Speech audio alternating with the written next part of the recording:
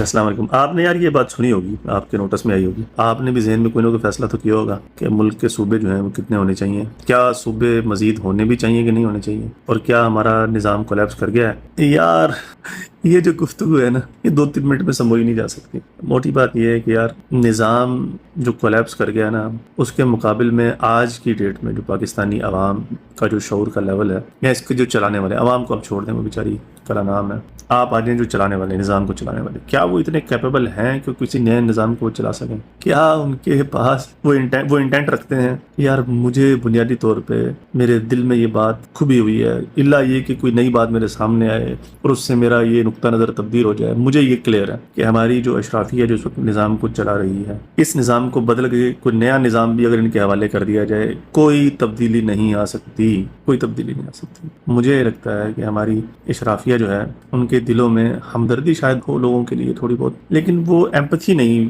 ہے ان کے یہاں. یعنی ایمپتھی سے مراد یہ ہوتا ہے کہ آپ اپنے آپ کو دوسرے کی سچویشن میں ڈال کے دیکھیں, جس درد کرب اور اذیت سے وہ گزر رہا ہے, اس اذیت کو کسی ایک درجے میں اپنے اوپر طاری کر کے دیکھیں, اور پھر سوچیں کہ یار یہ کس سچویشن کے اندر ہے. پھر آپ اس قابل ہو جائیں گے کہ آپ کو بہتر فیصلہ کر سکیں. مجھے لگتا ہے کہ یار یہ لیگ کرتے ہیں ہم لوگ انتظامی سطح کے اوپر, اس لیے ہمارے ہاں جو مسائل ہیں نا وہ حل نہیں ہوتے.